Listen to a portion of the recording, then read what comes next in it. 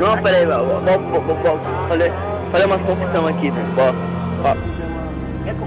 Não esquenta não. Bicho, vi uma parada ali passando atrás. Você viu? Não, deixa quieto, vamos continuar, acho que é frescura mesmo. Não, peraí, não esquenta não. Pô, já continua aí. Caralho, bicho, tu viu, Leandro? Eu vi. Bicho, cara,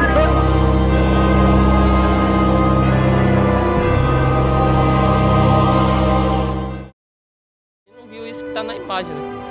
Aí, disse, rapaz, vocês viram que passou aí? Eu disse, não, quando foi na segunda, bem na hora que eu já virei o rosto, que eu já vi também aquele negócio do vulto, mas não pareceu nem, logo adiante tinha água e no outro lado tinha mais árvore. Aí, a gente correu de lá e não quis saber.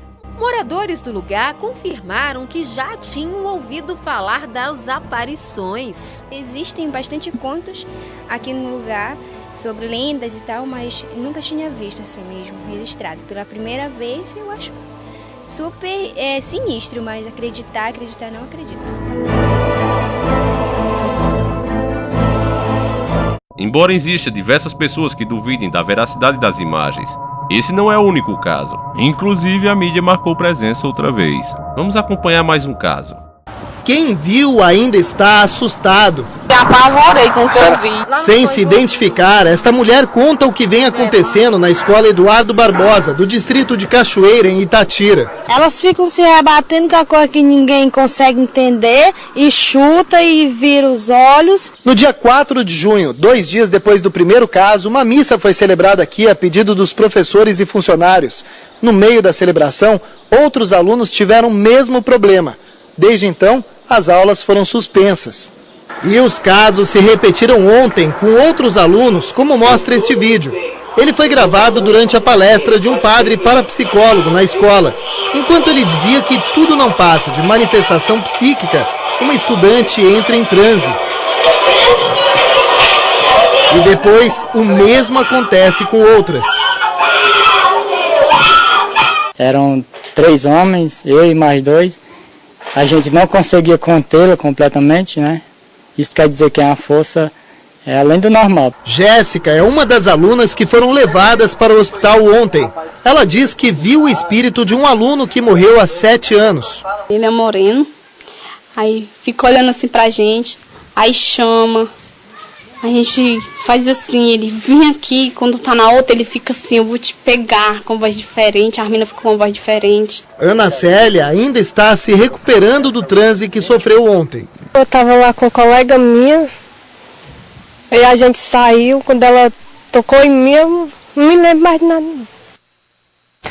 Os alunos de Itatira foram encaminhados para o Hospital São Francisco em Canindé. Num único dia foram atendidas 25 estudantes, mas segundo o diretor, eles não tinham nenhum problema clínico. Depois de liberados, foram orientados a procurar um psicólogo. Os fantasmas são vistos geralmente sem as pernas e com aparência pálida e transparente. Quando se tenta tocá-los ou ele tenta tocar em nós, eles simplesmente somem, como se nunca estivessem ali. Isso fez nascer uma teoria bem interessante, que diz que nosso mundo e o mundo onde eles estão lado a lado e têm o mesmo tamanho. Porém, existe uma pequena diferença na altura dos dois mundos. Eles ocupam o mesmo lugar, mas não estão na mesma dimensão.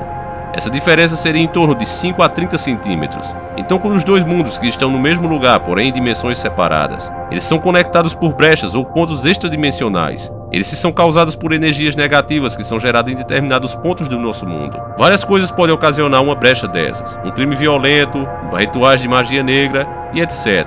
Isso deixa marcas no lugar onde aconteceu esse tipo de coisa. Através da brecha extradimensional, o outro lado fica exposto e nós podemos ver espíritos que estão do outro lado. Por isso mesmo também é dito que quando você consegue ver eles estão vendo você. De acordo com essa teoria, é a mais pura verdade. E por isso mesmo não vemos as pernas, não porque os espíritos não tenham, mas porque tem a diferença de 5 a 30 centímetros de um mundo para outro.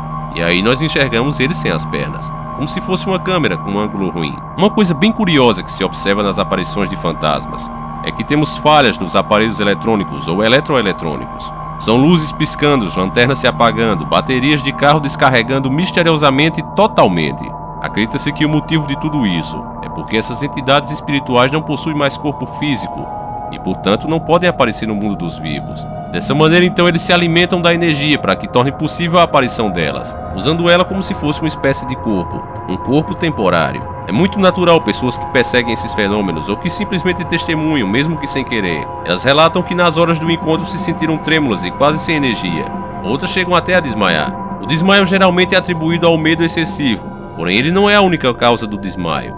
A verdadeira razão acredita-se que pode ser porque a pessoa teve parte de sua energia vital roubada por um espírito desses. A religião cristã acredita que esses espíritos na verdade não são o que dizem, mas são demônios se passando por gente morta, o que gera muita discussão.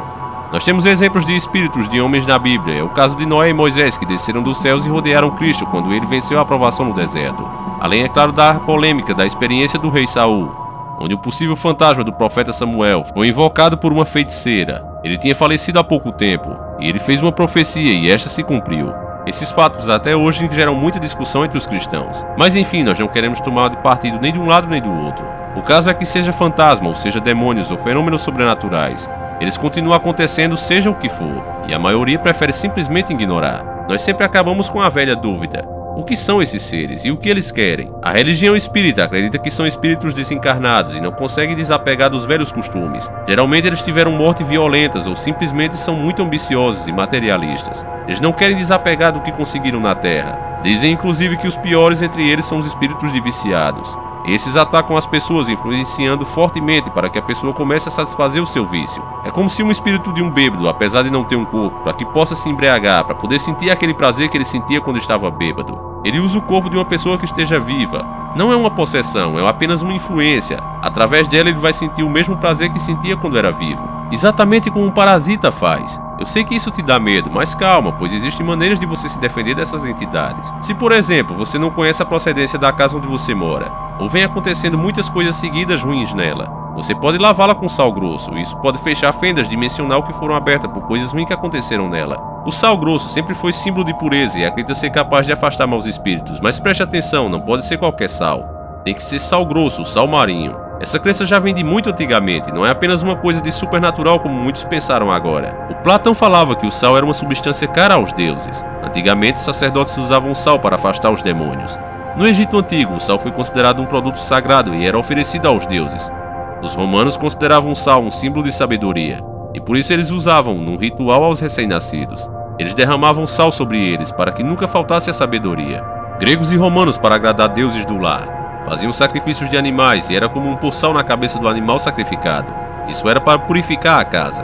Também para os hebreus o sal era elemento de purificação, assim como para os cristãos que no batismo colocam sal nos lábios dos recém-nascidos. Já na Idade Média o sal era usado para afastar os maus espíritos, os demônios, as bruxas das casas, jogando sal nas portas, janelas e chaminés. Na obra de Leonardo da Vinci, A Última Ceia, ele retrata um saleiro derrubado diante de Judas. Ele estava apontando na sua direção. Nesta época dizia-se que alguém que entornasse o sal deveria pegar um punhado do que foi derramado e lançá-lo para trás do ombro esquerdo, lado que representava o mal. Você já deve ter ouvido que a gente tem um anjo bom e um ruim falando sempre nos seus ombros, te influenciando. Bom, a crença vinha disso. Os árabes citam recomendações de Maomé. Começa pelo sal e termina com o sal, porque o sal cura numerosos males. Nos Marrocos, coloca-se sal nos lugares escuros para espantar os maus espíritos. No Laos e Sião, as mulheres grávidas lavam-se diariamente com água e sal para proteger-se contra as maldições. Nos países nórdicos, o sal é colocado junto aos berços das crianças para protegê-las. Já no Havaí, a pessoa que volta de um funeral costuma jogar sal sobre ela mesma. Isso para afastar os maus espíritos, para que não venha nenhum espírito que estava naquele cemitério seguindo ela. Os japoneses também têm o costume de deitar sal na soleira da porta de suas casas. Isso depois de alguém não desejado ou negativo ter saído dali. O último e mais poderoso proteção contra todo esse tipo de coisa ruim é orações. Elas são sempre bem-vindas, pois a fé move montanhas, como disse Cristo. Ela pode afastar qualquer leva de coisas ruins que possa estar ao seu redor e dos seus parentes. Por isso mesmo é importante você rezar antes de se deitar e quando acordar, pois mesmo que sua casa esteja limpa e longe da influência de forças negativas, as ruas por onde você vai passar, no seu trabalho, podem estar repletos de espíritos ou demônios sugadores que estarão de olho na sua menor fraqueza, para através delas se unirem a você e te influenciarem ao caminho da destruição. Então, meu amigo, tome cuidado e fique sempre esperto. Não facilite para o maligno. Esteja sempre junto a Deus. Esse vídeo acaba aqui, eu espero que você tenha gostado. Não deixe de compartilhar e deixar aquele like. Se o vídeo tiver um bom número de likes e views, eu posso tentar fazer pelo menos um vídeo por semana nesse canal aqui. Então, meu amigo, vá compartilhando o vídeo na sua rede social. Mostre para mais um amigo e nós nos encontraremos de novo a qualquer momento. Lembrando que o nosso encontro no canal oficial é todo sábado, na madrugada de sábado para domingo, exatamente às 0 horas. Não vai esquecer, o link vai estar aí na descrição do vídeo. Um forte abraço e que Deus esteja sempre com vocês. Sempre encarando o sobrenatural.